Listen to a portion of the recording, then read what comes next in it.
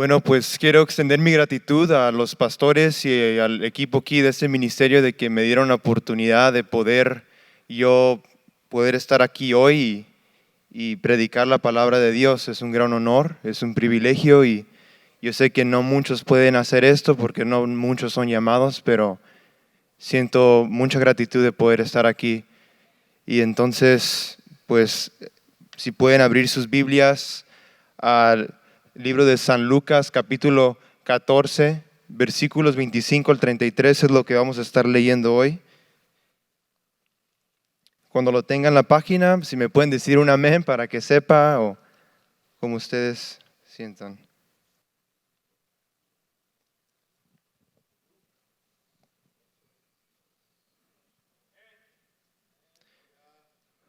Y algo distinto que casi no se hace aquí, pero si se pueden poner de pie para poder leer el pasaje todos juntos como un cuerpo de Cristo.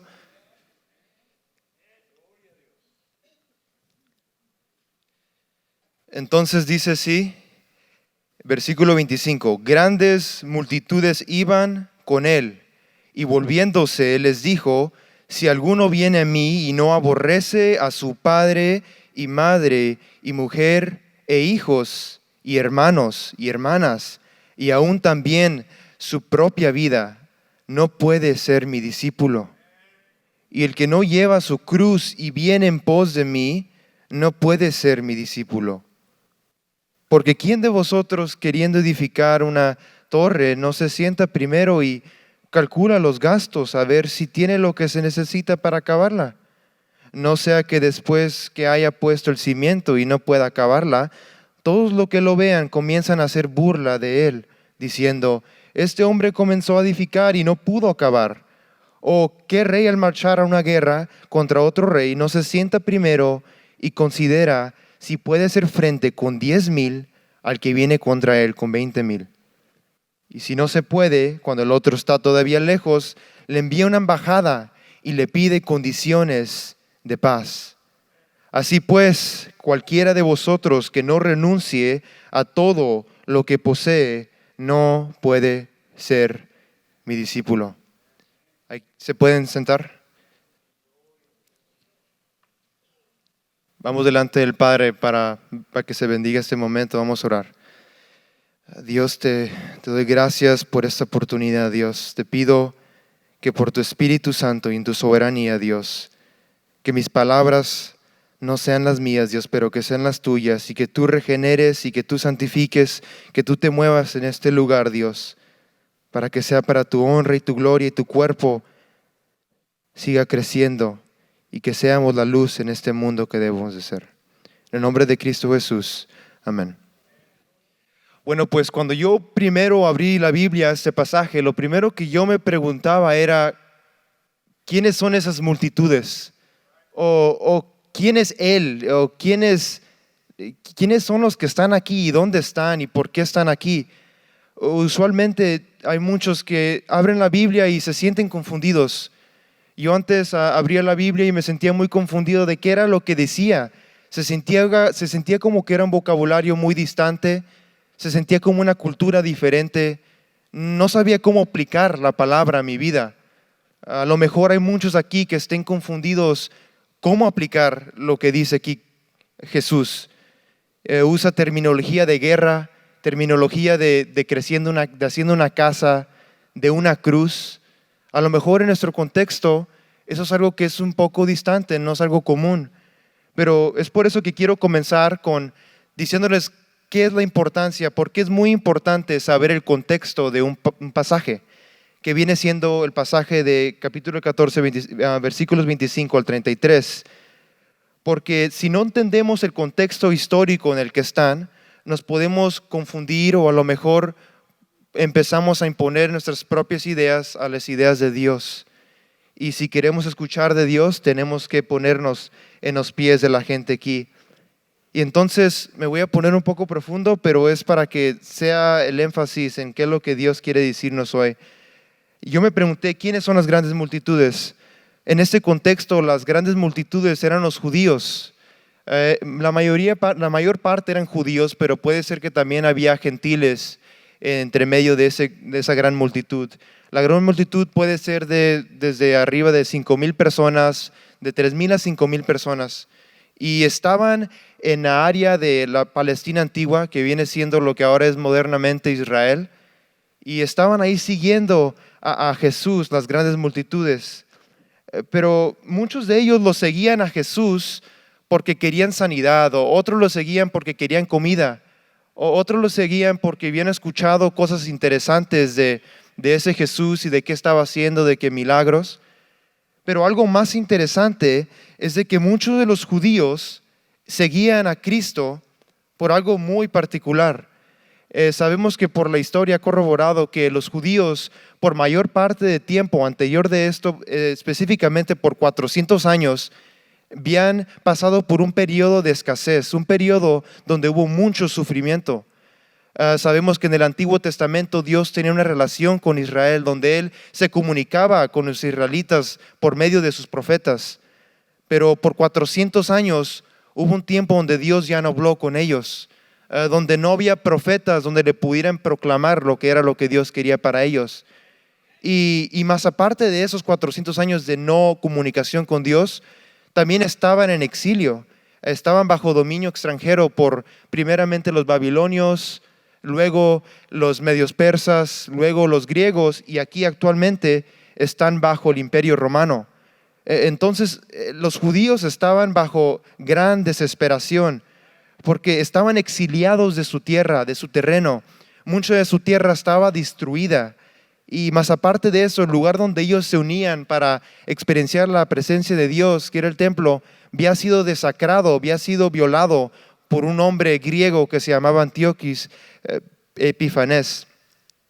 Y no solamente eso, pero estaban esperanzados de que todo iba a mejorar, de que iba a haber un día donde el Espíritu regresaría, donde el templo fuera reconstruido. Estaban esperando que llegara un Mesías que trajera la paz en su nación, pero no solamente eso, esperaban a un Mesías que fuera a destruir al imperio romano. Querían un Mesías que trajera la paz entre medio de su comunidad.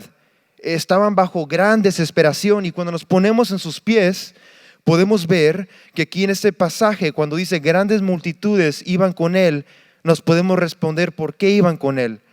Porque la mayoría de ellos tienen una expectativa de qué era lo que iba a ocurrir en el futuro, y cuando escuchan que hay un hombre afuera allá haciendo cosas grandes, entonces sentían esperanza. Muchos sabemos cómo es lo que se sienta la desesperación.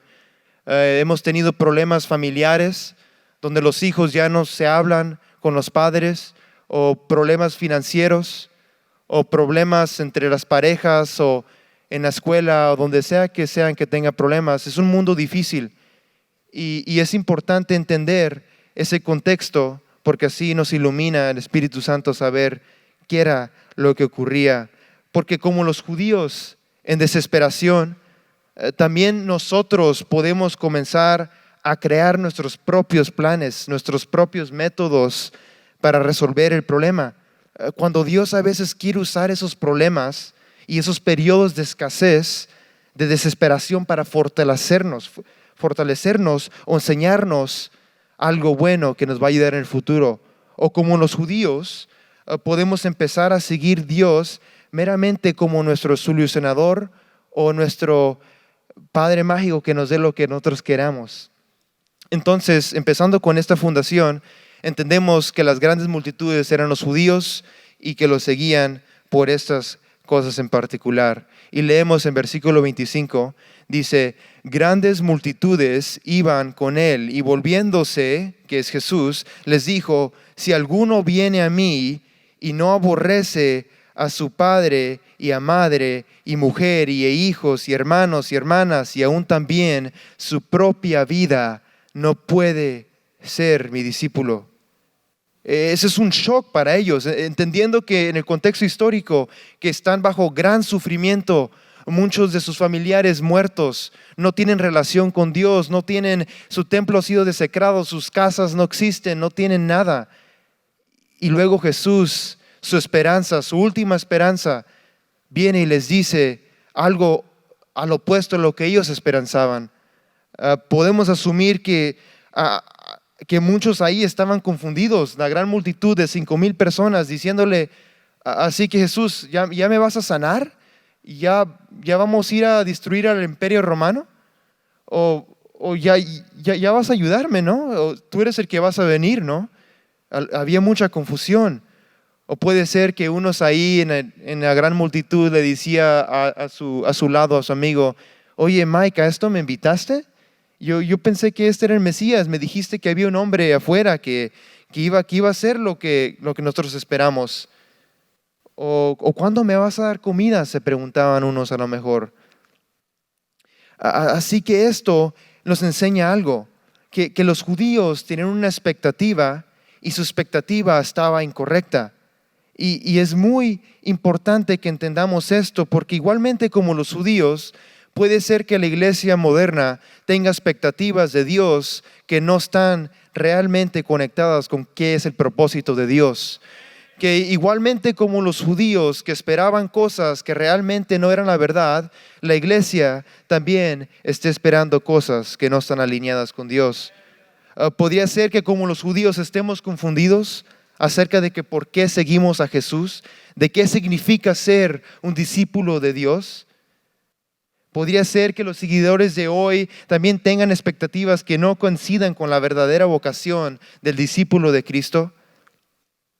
Como un joven me decía antes, oye, pues ahora en la iglesia va a ir Jennifer y me gusta mucho esa niña y pues, sí, voy a ir. Y Cristo, sí, a lo mejor sí voy a escuchar algo o tal vez estamos esperanzados por bendiciones materiales donde le decimos a Dios, oye Dios, por favor, tú sabes que yo ocupo este incremento de dinero en mi trabajo o que quiero ir a Cancún. Tú sabes, Dios, que yo ocupo esto. O tú sabes, Dios, ¿qué es lo que ocupo? O un joven diciéndole, Dios, por favor, mueve el corazón de mis padres, que me den el teléfono que quiero. O el vestido que yo ocupo. Entonces, lo que yo quiero decirnos es que de manera similar como los judíos, la iglesia moderna puede ser que tenga expectativas falsas o expectativas que no están alineadas con Dios. Tal vez ya no sean los judíos los que se forman las grandes multitudes. Tal vez las grandes multitudes pueden ser la iglesia hoy, mientras nos unimos en los servicios con la esperanza de cumplir nuestros propios sueños y hacer nuestra vida mejor. Ahora no hay que malinterpretarme de que estoy diciendo de que Cristo no nos va a ayudar, pero Cristo quiere poner el énfasis a Él mismo. Sígueme a mí y lo demás se te hará de añadidura. Cristo quiere poner el enfoque solamente en Él mismo. Quiere que tus ojos y tu mirada estén ciertamente solamente para Él. No es que quiere decir que todo lo demás se va, lo demás vendrá, pero quiere que tu mentalidad cambie a de que ocupo el mundo y no de que ocupo el mundo a que ocupo Cristo, porque con Cristo tenemos todo y si tenemos el mundo no tenemos nada. Entonces, y Lucas dice, como les había leído, dice, si alguno viene a mí y no aborrece a su padre y madre y mujer y hijos y hermanos y hermanas y aún también su propia vida, no puede ser mi discípulo. Es muy obvio que Jesús no quiere decir que odiemos a nuestra propia familia. Es una manera de usar un hipérbole, que es una exageración. Cristo está exagerando para mencionarnos algo. Nos quiere decir de que me tienen que amar tanto a mí que amar a otra persona se mira como odio. De que me tienes que amar tanto, tanto a mí que el amar a otra persona se mire como odio. No necesariamente que odies a tu familia. Cristo nos dice que ames a tus enemigos, que honres a tu padre y tu madre. Entonces Cristo nos quiere decir que el ser el discípulo es una relación con Él, donde todo la centralidad y el énfasis, todo lo que es Él nomás. Él es el amor, Él es la vida. Y Cristo quiere comunicarnos que no quiere discípulos, no quiere seguidores que estén a medias, que un día sí y otro día no, de que un pie adentro y otro pie afuera, de que lunes a sábado pues vivimos nuestras vidas como queramos, pero el domingo pues es día de iglesia. Cristo quiere una relación contigo. Cristo quiere transformarte. Cristo quiere que seas cambiado, que seas cambiado, que seas cambiado. Y lo ilustra perfectamente aquí cuando dice en el versículo 27, y el que no lleva su cruz y viene en pos de mí, no puede ser mi discípulo. Son palabras fuertes, porque entendiendo el contexto histórico, están bajo el Imperio Romano. Los judíos han tenido probablemente familiares que han sido crucificados o han cargado cruces, y luego viene su esperanza después de 400 años y les dice que para ser su discípulo tienen que cargar una cruz. Cargar una cruz. Obviamente es una metáfora otra vez, y es por eso que es muy importante entender el contexto de las palabras que están usando aquí. Es una metáfora, pero con una aplicación real, de que Cristo está diciendo, carga tu cruz de una manera de que tú tienes que cargar una cruz, pero tienes que negarte a sí mismo. Que te quiere comunicar que tú tienes que negarte a sí mismo. Es muy similar a las palabras de Jesús en Lucas capítulo 9, 23 al 26. No tienen que voltear ahí, pero dice así: y dijo todo, si alguno quiere venir en pos de mí, niéguese a sí mismo, tome su cruz todos los días y sígame, porque el que quiere salvar su vida la perderá, pero el que pierda su vida por mi causa la salvará. ¿De qué le sirve a un hombre ganar todo el mundo si pierde o arruina su vida? Porque el que se avergüenza de mí y de mis palabras, de ese se avergonzará el Hijo del Hombre, cuando venga en su gloria en el del Padre y de los santos ángeles. Entonces, llevar tu propia cruz quiere decir que te niegues tu vida. Hay una cita que yo agarré de la enciclopedia de Oxford que dice que la crucifixión es una manera de ilustrar qué es lo que significaba un crucifixo en ese contexto, en esa instancia. Que la crucifixión era un método romano de castigo. Suspendido de una gran cruz, una víctima finalmente moriría de asfixia o de agotamiento, una forma larga y dolorosa de ejecución. Era un espectáculo público destinado a disuadir a otros de cometer crímenes. Los ciudadanos romanos estaban exentos de esta brutal forma de muerte, que estaba reservada para esclavos, extranjeros o crímenes especialmente atroces. Al condenado se le hacía llevar la cruz, o a lo menos la viga horizontal, al lugar de ejecución. Palabras con gran poder. Es como una espada, un arma de dos filos, como se describe la palabra, que a lo mejor los judíos les penetró muy profundamente esa espada, porque Jesús usa una imagen gráfica que ha de haber sido muy doloroso por ellos, teniendo familiares o conocidos que a lo mejor fueron crucificados, o a lo mejor fueron agoteados en una cruz mientras morían. Entonces Jesús quiere poner el énfasis a de que no quiere a discípulos que no sepan qué significa ser un discípulo. No quiere a gente que lo siga con mis concepciones. Los versículos 27 al 30 ilustran eso, y dice el versículo 28, dice: ¿por qué? ¿Quién de vosotros, queriendo edificar una torre, no se sienta primero y calcula los gastos a ver si tiene lo que se necesita para acabarla? No sea que después que haya puesto el cimiento y no pueda acabarla, todos los que lo vean comienzan a hacer burla de él, diciendo: este hombre comenzó a edificar y no pudo acabar. No pudo acabar. ¿Nunca has comenzado algo y lo dejaste a medias? A lo mejor cada principio del año dices: este año voy a tener mejor relación con mi familia, voy a hablarme mejor con mis hijos. O a lo mejor otros se pusieron la meta de leer la Biblia y de terminarla, pero después de 3 meses se dan por vencidos en el libro de Levíticos o de Números. O puede ser que otros se pusieron la meta de querer ponerse a dieta y pues todos los queremos poner a dieta, y a los 3 meses ya estamos comiendo conchitas o otras cosas. Entonces lo que quiero clarificar aquí es de que Cristo no quiere que pase lo mismo que pasó con la dieta o que pasó con lo que no hiciste de leer la Biblia. Cristo quiere a alguien que comience algo y que lo termine, que lo termines. que lo termines.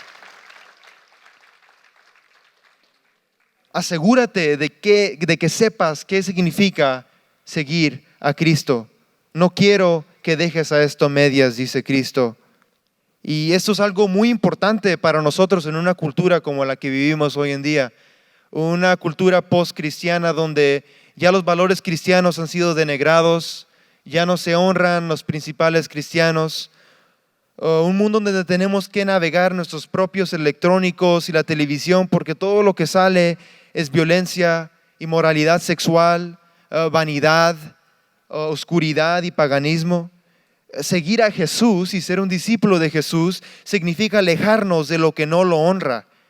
Quizás no son nomás los medios, sino también puede ser los amigos que te guían por un camino que no está bien. Tal vez el compadre o la comadre te dice, vamos a tomarnos una cervecita o fumarnos algo, una probadita, no pasa nada, no es domingo. Tenemos que llegar al punto donde tendremos que decir, prefiero estar en la casa del Señor o prefiero estar en la casa leyendo la palabra de Dios para honrarlo en vez de estar haciendo lo que no lo honra. Que cuando tus familiares te presionen a que hagas algo que no está correcto delante de los ojos de Dios, que tú te pares firme en el Espíritu Santo y les digas que no está bien. Va a costarnos mucho. Les ha costado mucho a muchos pastores, donde tenemos que ser intolerantes a cosas como homosexualidad y LGBT, donde tenemos que ser intolerantes a otras cosas que no están correctas delante de los ojos de Dios. Ese es el costo que nos toma para seguir a Cristo. ¿Tú has contado el costo de seguir a Cristo? ¿Sabías que esto era lo que costaba seguir a Cristo? A lo mejor hay unos aquí que no sabían que eso era lo que costaba seguir a Cristo. A lo mejor pensaban que podían vivir a medias, o tal vez creían que el mundo no es tan malo y de que Dios nos va a perdonar. O tal vez, regresándonos al contexto del pasaje, los judíos decían, pero yo soy de mi padre Abraham, yo vengo de la raíz judía, yo soy salvo. Pero Cristo les cambia su perspectiva completamente, Y como un punto al lado, no quiero decir que Jesús esté diciendo que dejes todo para ser bendecido y que al mismo tiempo, mientras estás siguiéndolo, realmente no quieres ni seguirlo. No quiere gente que lo siga y que esté enojado dentro de sí mismo diciendo, no quiero ni hacer esto, nomás lo estoy haciendo para honrarlo. Él quiere gente que lo sirva en espíritu y en verdad y con un corazón que realmente le agrade, que realmente lo agrade. Él te invita a que lo sigas hoy en día. Te invita a que lo sigas y aunque seas imperfecto, Él no quiere perfección, Él quiere la intención y Él te transformará, Él te regenerará y el Espíritu Santo te dará la fuerza para poder caminar en este desafío tan grande. Que aunque falles, Él te ayudará a levantarte. Versículos 31 al 32 continúa, dice, ¿o qué rey? Otra ilustración usa Jesús aquí, ahora militar, dice, ¿o qué rey al marchar a la guerra contra otro rey no se sienta primero y considera si puede hacer frente con 10,000 al que viene contra él con 20,000? Y si no puede, cuando el otro está todavía lejos, le envía una embajada y le pide condiciones de paz. Es otra vez algo tal vez un poco distante de que por qué mucha gente cuando lee la Biblia no le entiende, porque es entendible, nadie usa terminología así de guerra de esta manera. Pero imagínense, voy a usar una analogía de fútbol. Imagínense que ustedes se van a meter a un torneo y en ese torneo hay 10 equipos. Tú tienes tu propio equipo, pero el que gane ese torneo se gana $10 millones. Y entonces tú tienes tu equipo, pero sabes que en ese torneo hay otros equipos con jugadores buenos, con buenas ofensas, buenas defensas. Tienen unos equipazos buenos, muy buenos. La pregunta que se deben de hacer aquí, ¿ustedes no considerarían o te sentarías primero a evaluar las habilidades de tu equipo? ¿No considerarías nuevas estrategias para poder incrementar la posibilidad de ganar? Es más o menos igual. Jesús quiere que seamos analíticos, que pensemos de qué es lo que significa seguir a Cristo, de que no seamos como ese equipo de fútbol que se mete a un torneo y no entrene o que no se fije qué es lo que se requiere para poder honrarlo. Y continúa el versículo el 33, que es el último versículo, que dice: así pues, cualquiera de vosotros que no renuncie todo lo que posee no puede ser mi discípulo. Esto es como el final de Jesús. Comienza con la gran multitud, comienza con una ilustración familiar, que en ese contexto judío la familia era algo muy especial. Luego se va con una ilustración de crucifixión, luego se va con una ilustración de crear una casa, y luego se va con una ilustración militar. Lo que Jesús está haciendo es de que no quiere que haya alguien confundido. Quiere ser exacto, quiere ser preciso, quiere ser exactamente lo que quiere hacer en este pasaje. Hay un pastor que a mí me gusta mucho por el nombre de Charles Spurgeon, que una vez dijo que la salvación no es solo liberación del infierno, es liberación del pecado, no solo el rescate de los hombres del dolor eterno, es su redención de los vanos y malvados caminos de este mundo. No puede ser dividida, es una prenda sin costura, tejida de arriba a abajo. Si deseas justificación, debes tener santificación. Si deseas perdón, debes tener santidad. Si quieres ser uno con Cristo, debes estar separado de los pecadores. Si deseas caminar por las calles de oro en el cielo, debes caminar por el camino de la santidad aquí abajo en este mundo. Lo que Él quiere decirnos es que la salvación o el ser un seguidor de Cristo es por fe solo nomás. Pero la fe nunca está sola. Hay un teólogo que a mí me gusta mucho que decía que el ser salvo requiere solo una proclamación de que crees en Cristo, pero esa proclamación siempre viene con hechos, viene con acciones. Es como dice Santiago en la Biblia, que fe sin obras está muerta. Tiene que haber un cambio de dirección, tiene que haber un cambio en tu vida, tiene que haber un cambio, un giro de 180 grados. Había un pastor que contaba una historia de que había un hombre que iba a un estudio bíblico a su iglesia.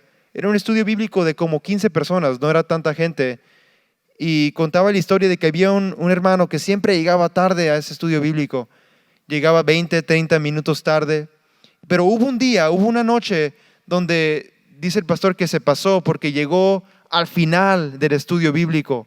Ya iban concluyendo y llegó y el pastor le pregunta: oye, ¿por qué llegaste tan tarde? Y el hombre le dice: es que iba en el freeway, iba manejando 80 millas por hora y de repente vino un camión y me atropelló y me volteé 25 veces. Y luego cuando me volteé 25 veces me salí volando del carro y me caí y se me quebró varias partes de mi cuerpo, pero aquí estoy, ya llegué. Y entonces el punto que quería hacer el pastor era de que era muy obvio que era una mentira. Pero aquí está lo interesante de que hay muchos cristianos en la iglesia moderna donde confiesan ser cambiados por Cristo, conocer Cristo, pero no hay un cambio. Que igualmente como ese camión que según atropelló al hombre, tenía que haber cambiado al hombre físicamente, Jesús tiene que cambiarnos a nosotros también de esa manera. De que tiene que haber un cambio, un cambio. Nos va a costar todo, pero no significa que es peor. Hay varios pasajes en la Biblia que nos confirma eso. En Mateo 19 dice: y todo aquel que haya dejado casas, o hermanos, o hermanas, o padre, o madre, o hijos, o tierras, por mí, recibirá 100 veces más y heredará la vida eterna. O Romanos 8 dice: considero que nuestros sufrimientos presentes no son nada comparados con la gloria que se revelará en nosotros. Filipenses 3 dice: es más, todo lo considero pérdida por la excelencia del conocimiento de Cristo Jesús mi Señor, por quien lo he perdido todo y lo considero basura para ganar a Cristo.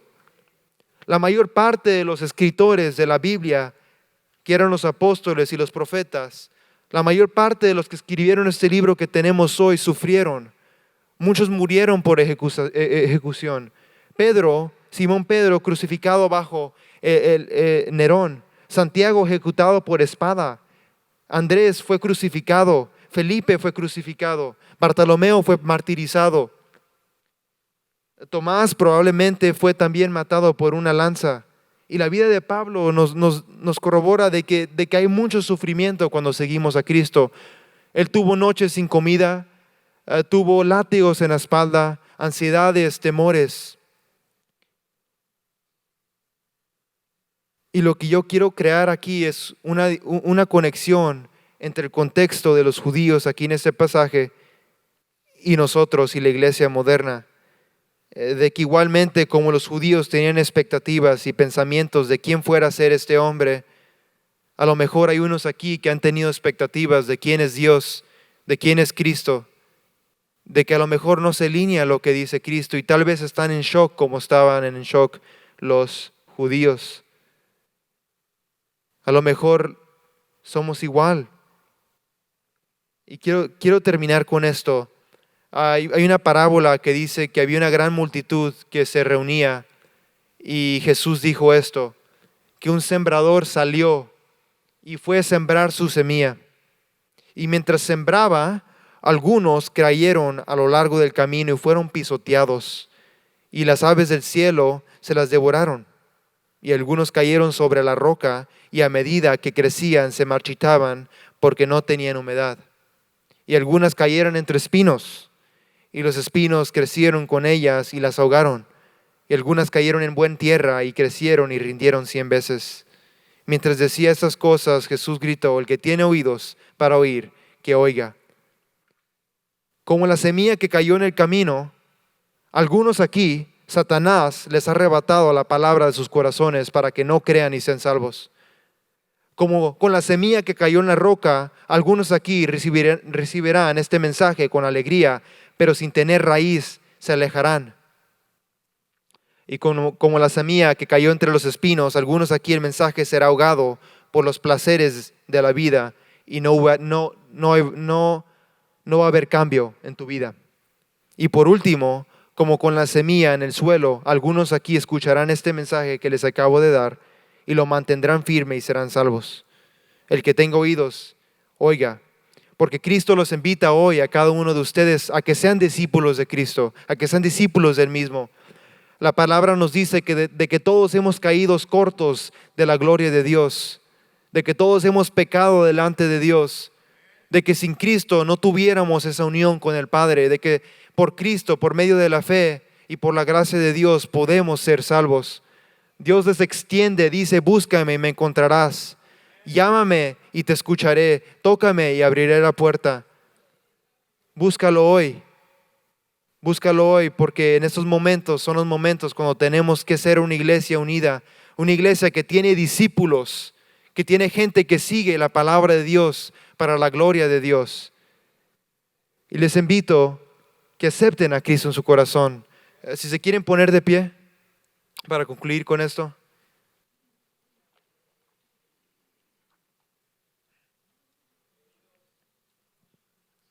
A lo mejor hay unos aquí que igualmente como los judíos están en gran desesperación, a lo mejor están sufriendo y Cristo quiere invitarlos a una relación con Él. Y como les digo, el Evangelio es de que son las buenas nuevas, de que Jesús trae salvación a quien sea. De quien sea que ponga su fe en Cristo, será salvo. Voy a hacer una oración, sobre todo si alguien quiere hacer esta oración, la puede hacer para concluir con esto. Dios, te damos gracias por este momento y te pido, Dios, por los que están aquí en este momento, por los que quieren ser tus discípulos, por los que saben el costo de seguir a Cristo y no se quieren ir para atrás, de que quieren ser tus hijos y que anhelan ser tus discípulos. Te pido por cada uno aquí, Dios, que salvación sea hoy, que el Espíritu regenere las almas de los hombres.